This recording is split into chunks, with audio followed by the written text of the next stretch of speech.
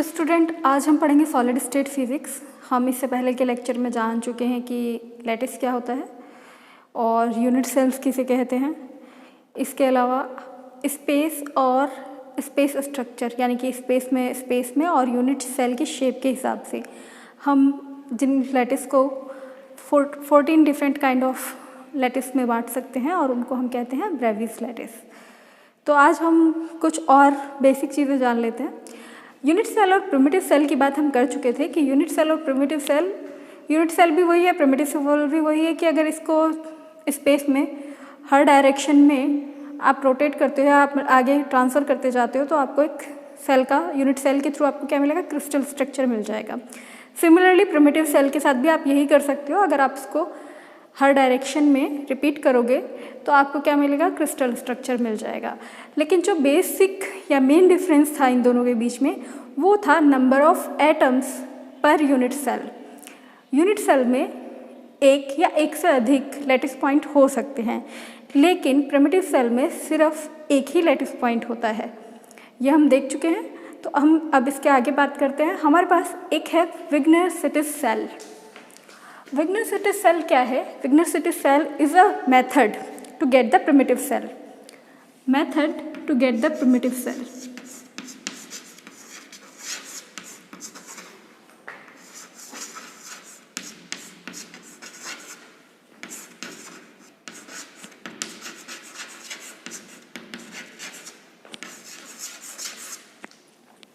इसमें क्या करते हैं कि कोई भी अगर जैसे लैटिस पॉइंट है, हम लोग यहाँ पर एक लैटिस एज्यूम करते हैं। ये 2 डायमेंशनल लैटिस है। लैटिस हर दो लैटिस पॉइंट के बीच में क्या होता है, आपका बेसिस वेक्टर होता है। This is A and in the other direction this is B. ये हम जानते हैं।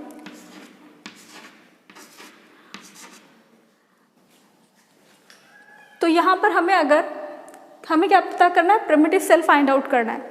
तो प्रिमिटिव फाइंड आउट करने का विग्नर-सिटिस ने जो मेथड दिया है उसमें क्या कहा है कि चलो कोई एक पॉइंट ले लो, ठीक है, मान लिया ये पॉइंट ले लिया। अब इसके नियरेस्ट जितने भी एटम हैं उन सबको इससे कनेक्ट कर दो।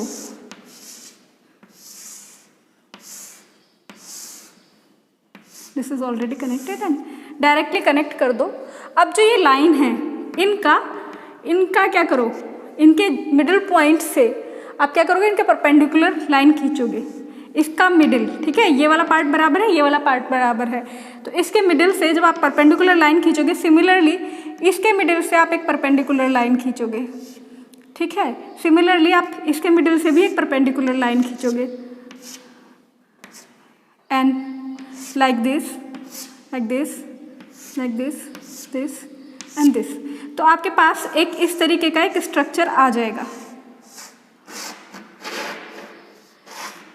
और इसमें एटम आपका कहाँ होगा, सिर्फ एक लैटिस पॉइंट होगा। तो ये आपके पास क्या है, स्मॉलेस्ट एरिया या स्मॉलेस्ट वॉल्यूम का।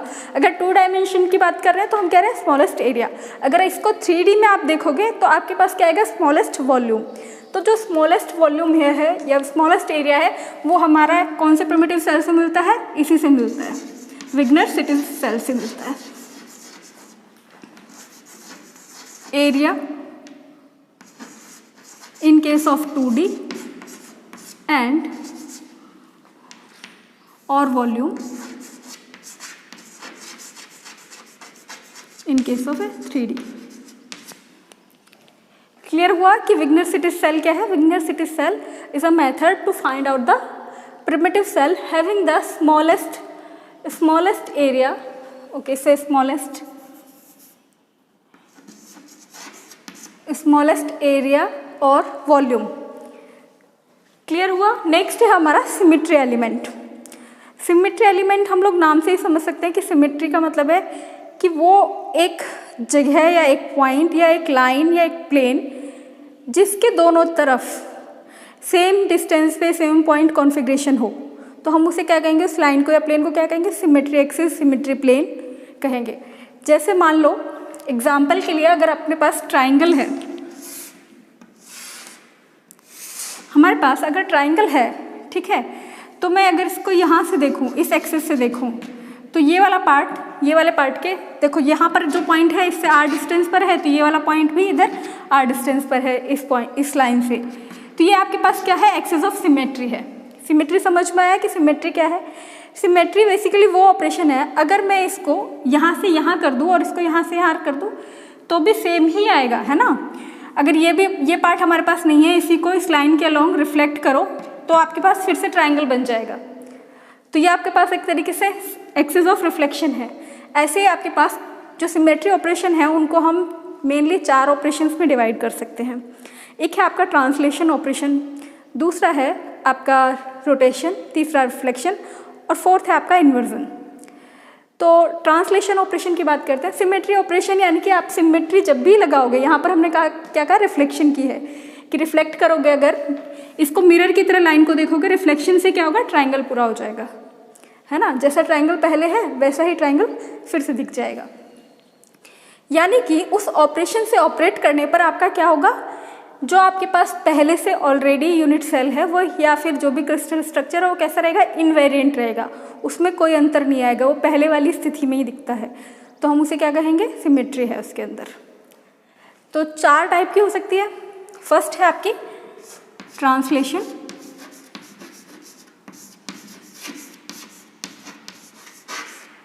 सेकंड है आपका रोटेशन, थर्ड है आपका रिफ्लेक्शन,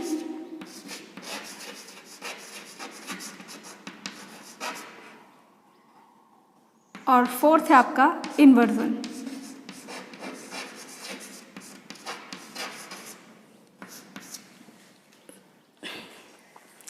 हमारे पास ये जो सिमेट्री ऑपरेशंस हैं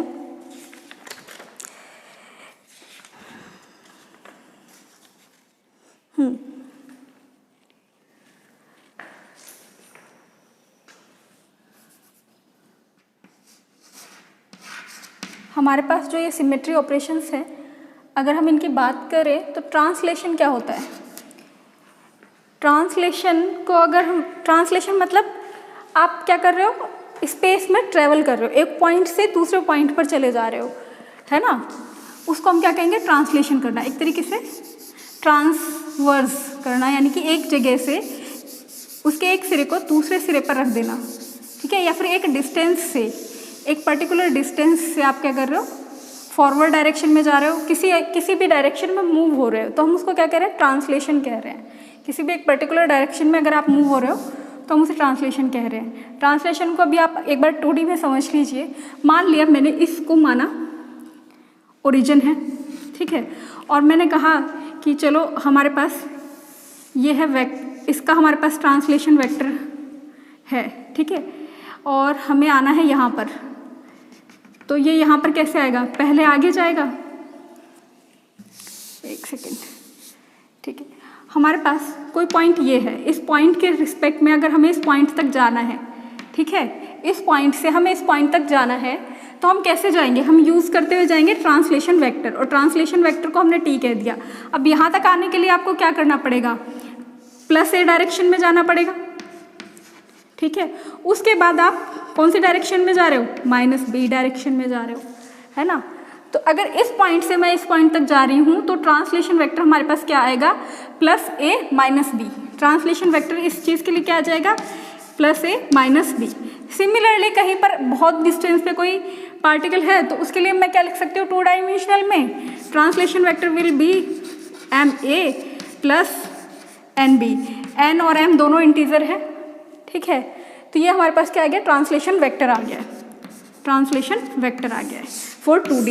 अगर 2D के लिए ये है तो हम इसको 3D के लिए भी कन्वर्ट कर सकते हैं। ट्रांसलेशन वेक्टर क्या होगा,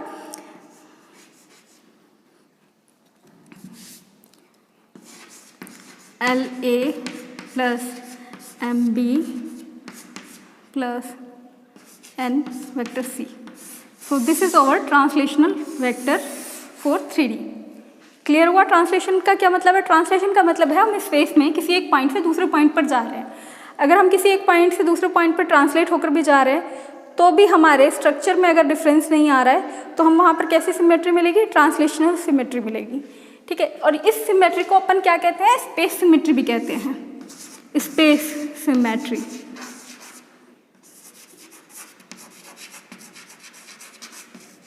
क्योंकि यहाँ पर क्या हो रहा है कि स्पेस आपका यूनिफॉर्म है, आप किसी भी पॉइंट पर चले जाओ फिर भी वो इन्वेरिएंट रहेगा। तो वो किस कंडीशन में होगा, जब आपका स्पेस का एक जैसा हो, यूनिफॉर्म हो। तो इसलिए ये ट्रांसलेशन जो है आपकी सिमेट्री कहाँ मिलती है, स्पेस में। स्पेस सिमेट्री भी उसको कहते हैं हम लोग। अब हमारे पास अगली है रोटेशन। रोटेशन से क्या मतलब है, रोटेशन से मतलब है कि अपन रोटेट करें, है ना। जैसे अभी ये ट्राइंगल था हमारे पास, इसी की बात कर लेते हैं।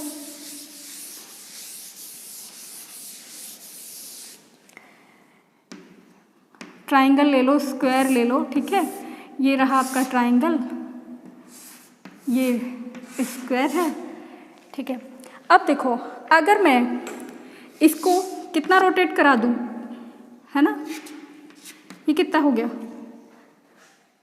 अगर इस पॉइंट को मैं यहाँ से रोटेट करा के वापस यहाँ लेकर आऊँ तो आपके पास कितना होगा, 360 एंगल होगा, ठीक है। लेकिन अगर मैं इसको सिर्फ इतना कराऊंगी पहले तो ये यहाँ आ जाएगा, ये यहाँ आ जाएगा, और आपको फिर से क्या मिलेगा, सेम ट्राइंगल मिल जाएगा। क्योंकि equilateral, this is a equilateral triangle, है ना, तीनों भुजाएं बराबर हैं। तो ये अगर यहाँ पर आ जाएगा, ये यहाँ पर आ जाएगा, यानी कि आप इसको वापस यहाँ तक आने में कितनी बार रोटेट करना पड़ रहा है आपको। मान लो मैंने इस पर क्रॉस लगा दिया, ठीक है। एक बार रोटेट किया तो ये क्रॉस करके यहाँ आ गया, फिर रोटेट किया तो ये क्रॉस यहाँ आ गया, यानी कि first time rotation, second time rotation, फिर थर्ड टाइम रोटेशन करूँगी तो ये क्रॉस वापस से अपनी जगह पर आ जाएगा। तो यानी कि 3 बार आप रोटेट करोगे तो वापस 360 डिग्री पर आ रहा है। और 3 बार के रोटेशन में क्या हो रहा है कि आप इंडिफरेंस, मतलब पहले रोटेशन में जब क्रॉस यहाँ आए, क्रॉस तो हमने लगाया अपने लिए, अपनी सुविधा के लिए, वरना तो एंगल, ट्राइंगल की जो शेप है वो पहले जैसी है, इन्वेरिएंट है। यानी कि अगर ट्राइंगल स्ट्रक्चर देखा जाए तो वो कैसा है, जैसा पहले था, उस रोटेशन से पहले था, है ना। अगर मान लो बीच का कोई रोटेशन करते हो, सिर्फ इतना रोटेशन करते हो, इसको मैं यहाँ रखूँ तो ये डिफरेंट होगा, है ना। अगर सिर्फ इतना ही रोटेट करूँ, इस एंगल तक ही रोटेट करूँ तो ये डिफरेंट आएगा आपके पास स्ट्रक्चर, ये इस तरीके से आ जाएगा कुछ। तो ये तो पहले वाले से अलग हो गया, क्योंकि हमें तो उसी पोजीशन में चाहिए। तो उस पोजीशन में कब आएगा, जब मैं इसको यहाँ तक रोटेट करूँगी। तो यानी कि हम इसको कितना रोटेट करेंगे, 120 डिग्री। अगर हम इसको एक बार में 120 डिग्री रोटेट कर रहे हैं तो हमारे पास कितना आ रहा है, वापस आ रहा है वही शेप में। समझ में आया, क्लियर हुआ ना, कि इस ट्राइंगल को, इक्विलैटरल ट्राइंगल को मैंने एक बार 120 डिग्री घुमाया तो मेरे पास फिर से क्या आएगा, ट्राइंगल यही शेप में आ जाएगा, इसी शेप में आ जाएगा। मैं फिर से भी 120 डिग्री घुमा दूंगी तो भी मेरे पास फिर से उसी शेप में आ जाएगा। फिर से 120 डिग्री घुमाऊंगी, फिर से उसी शेप में, और उस पॉइंट पर आ जाएगा जहाँ से हमने इसको स्टार्ट किया था, यानी कि 360 डिग्री कंप्लीट हो जाएगा। तो आप कह सकते हो ट्राइंगल में कितने फोल्ड की जनरेसी है, कितने फोल्ड का रोटेशन है ना। रोटेशनल सिमेट्री यहाँ पर 3 फोल्ड हो जाएगी, 3 फोल्ड, क्योंकि आप 3 बार में आप 360 ओरिजिनल पोजीशन पे वापस आ रहे हो। इसके बीच का, अगर 120 के बीच का कोई भी एंगल आप लोगे तो आपको वो सिमेट्री नहीं मिलेगी, यानी कि आप वापस उसी पोजीशन में नहीं दिखोगे। मान लो मैंने यहाँ तक ही रोटेट किया इसको, 60 डिग्री एंगल अगर मैं इसको रोटेट करूँगी तो मेरे पास कैसा स्ट्रक्चर आ जाएगा, ऐसा स्ट्रक्चर आ जाएगा कुछ, ठीक है। तो ये तो पहले वाली कंडीशन नहीं है, तो हमें तो यानी कि हमारे पास कितना आएगा, अगर हमें चाहिए सिमेट्री तो 120, तो रोटेशन एक्सिस इसमें ट्राइंगल में कितना हुआ, रोटेशनल एक्सिस कितना हो गया, 3 फोल्ड, ठीक है। 3 टाइप का होगा, 3 फोल्ड एक्सिस है हमारे पास रोटेशनल की। इसी तरीके से अगर हम एक स्क्वायर की बात करें, ठीक है, तो कितना रोटेट कर सकते हो आप इसको, है ना। अगर मैं इसको एक बार 90 डिग्री रोटेट करूं, ठीक है, देखो अगर आप इसको 90 डिग्री रोटेट नहीं करोगे, आप मान लो इसको 45 डिग्री रोटेट करते हो, मान लो इसकी एक एक्सिस मान लो, ठीक है, इस एक्सिस को अगर आप 45 डिग्री तक ही रोटेट करते हो तो ये क्या आ जाएगा, ऐसे आएगा, ऐसे स्ट्रक्चर आ जाएगा,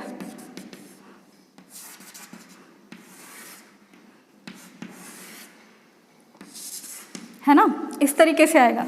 तो ये तो सेम पोजीशन में नहीं आया 45, अगर यहाँ से यहाँ तक 45 डिग्री आपने इसको एक्सिस को घुमाया है, इस वाली एक्सिस को 45 डिग्री मैंने घुमा दिया, तो क्या ये सेम आ रहा है, नहीं। लेकिन अगर हम इसको 90 डिग्री तक घुमा दें तो हमारे पास फिर से सेम आ जाएगा। सिमिलरली फिर 90 डिग्री घुमाएं, फिर सेम आएगा, फिर से 90 डिग्री, फिर सेम, फिर 90 डिग्री, फिर सेम। तो हमने 90 डिग्री कितनी बार घुमाया, 4 बार, यानी कि आपके पास स्क्वायर के कितने टाइम की? 4 फोल्ड हो गई। यहाँ पर रोटेशन इस एक्सिस में कितना हो गया? 4 फोल्ड हो गया। तो क्लियरिटी हुआ कि रोटेशनल क्या होता है, रोटेशनल ऑपरेशन क्या होता है, रोटेशनल ऑपरेशन सिमेट्री क्या होती है।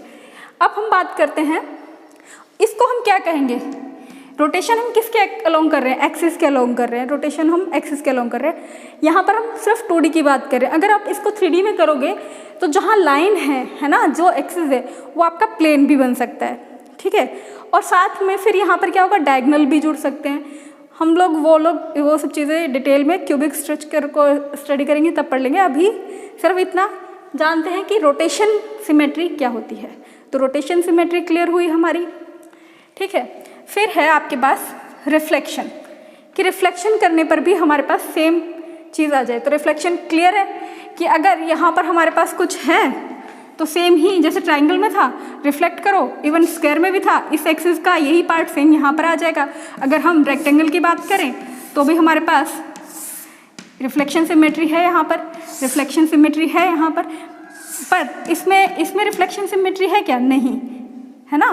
तो रिफ्लेक्शन सिमेट्री आपको देखनी पड़ेगी कि रिफ्लेक्ट करो, यानी कि वो एक्सिस आपकी कैसे काम करे, एज अ मिरर काम करे, कि मिरर में जो इमेज बनती है वो उसको कंप्लीट करती हो, जो हमारे पास स्ट्रक्चर है। इन्वर्जन की बात करें तो इन्वर्जन के लिए आप इन्वर्जन को ऐसे समझिए,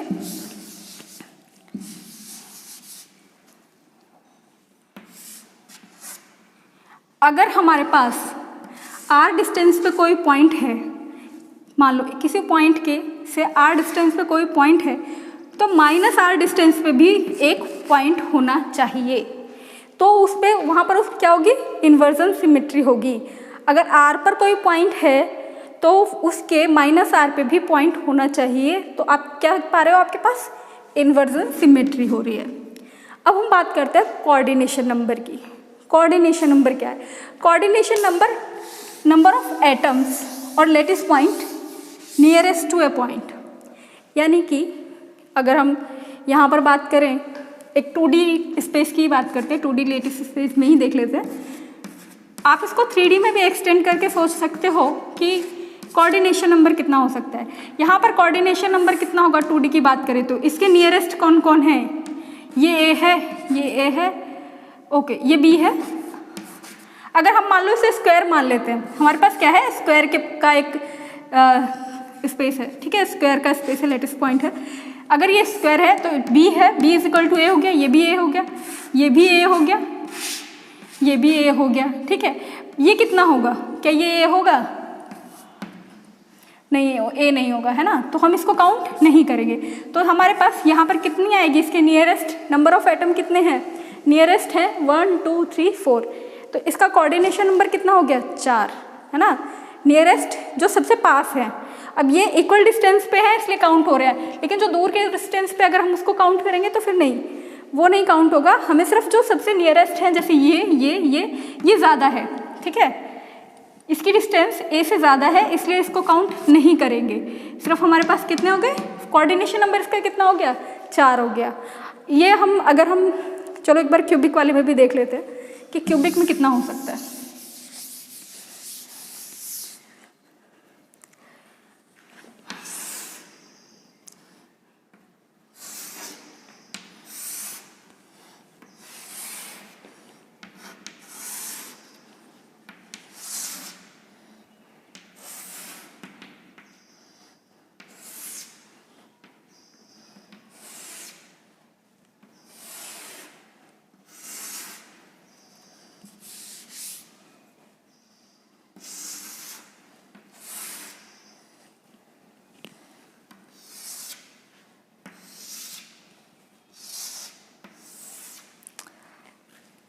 ये हमारे पास एक क्यूब है, ठीक है। अगर ये क्यूब है, अगर इसको सिंपल क्यूब मान लें, सिंपल क्यूब में हमारे पास क्या होता है? सिर्फ कॉर्नर्स पे होगा, ठीक है, कॉर्नर्स पे होगा, है ना। अगर कॉर्नर्स पर ही होगा तो किसी एक एटम के पास कितने एटम्स, नियरेस्ट एटम की बात की जाए तो कितना होगा? जैसे हमारे पास ये है, ठीक है, इसी को हम मान लेते हैं। इससे एक तो पास ये आ गया आपका A पे, एक ये आ गया A पे और एक ये है A पे, ठीक है। लेकिन ये है तो इसके नीचे हम बात कर रहे हैं स्पेस में, है ना, स्पेस लैटिस में। सिर्फ यूनिट सेल में नंबर नहीं काउंट नहीं करने, यूनिट सेल में 3 है, लेकिन यूनिट सेल के बाहर भी तो दूसरा एक यूनिट सेल होगा, एक, है ना, एक यहाँ भी एक यूनिट सेल होगा ऐसे ही, ठीक है। अगर हम इसकी बात करें,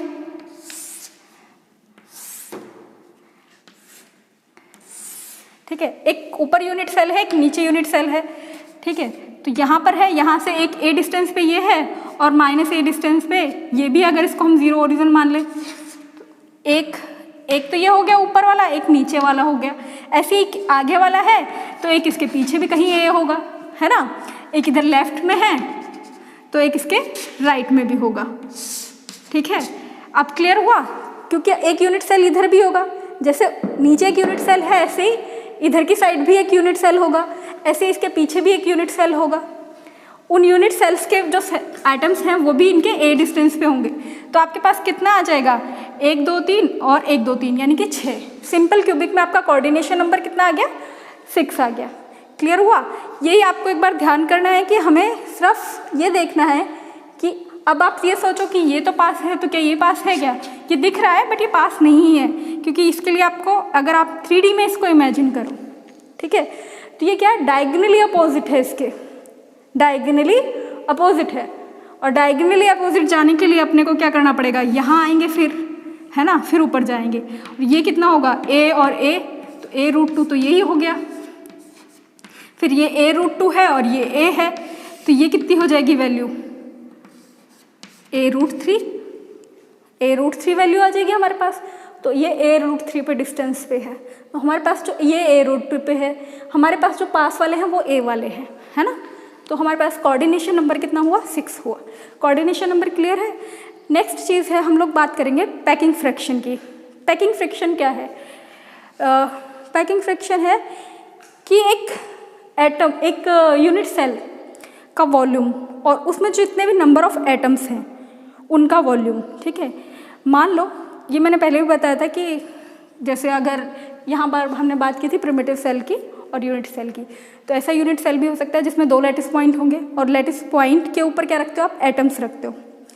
अब एक और चीज़, और जो एटम्स हम रखते हैं उनको हम क्या कहते हैं, बेसिस कहते हैं, बेसिस कहते हैं। बेसिस प्लस लैटिस हमें क्या देता है, क्रिस्टल स्ट्रक्चर।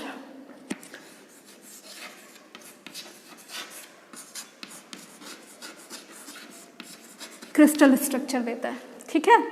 तो बेसिस क्या है, वो एटम्स, नंबर ऑफ एटम्स, हम ग्रुप ऑफ एटम्स भी रख सकते हैं और सिंगल एटम भी रख सकते हैं उस लैटिस पॉइंट पे।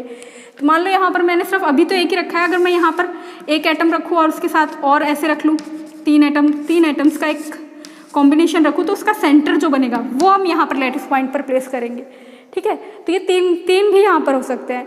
इसके अलावा हमने ये भी पढ़े थे फेस सेंटर्ड, बॉडी सेंटर्ड। तो जो बॉडी सेंटर्ड है यूनिट सेल, उसके अंदर आपके पास कितने आ जाते हैं, 2 एटम आ जाते हैं पर यूनिट में। कितने एटम आ जाएंगे बॉडी सेंटर में, 2 आ जाते हैं। फेस सेंटर्ड में आपके कितने आएंगे, 4 आएंगे। 3 तो आपके फेसिस से आएंगे, है ना, एक आपका कॉर्नर से आएगा, तो आपके पास कितने आ गए,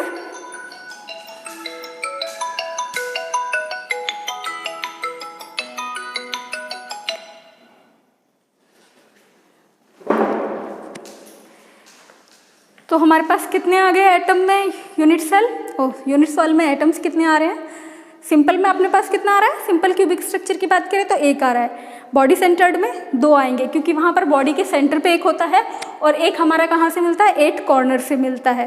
फेस सेंटर्ड में क्या होगा, 6 फेसिस हैं, हर फेसिस 2 यूनिट सेल्स के बीच में होगा। एक यूनिट सेल ये है, दूसरा यूनिट सेल ये है, तो यहाँ के बीच में जो एटम है वो इस वाले सेल को भी बिलोंग करेगा और इस वाले सेल को भी बिलोंग करेगा, यानी कि 2 सेल्स को बिलोंग करेगा। तो 1/2 हर एक फेस से आएगा। 6 फेस हैं तो आपके पास 3 एटम्स तो फेसिस से आ जाएगा और एक आपका कॉर्नर से आ जाएगा, तो 4 होंगे। क्लियर हुआ, यानी कि नंबर ऑफ एटम्स हर यूनिट सेल में अलग अलग होता है। तो पैकिंग फ्रैक्शन क्या कहता है, volume of atoms in unit cell upon volume of unit cell.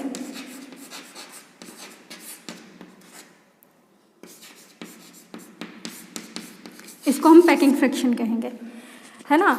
2 atom cell हैं तो n इंटू एटम का क्या होता है 4/3 पाई आर स्क्वायर। आर क्या है, एटम की रेडियस है, 4/3 पाई आर स्क्वायर और r cube, sorry 4/3 pi r cube.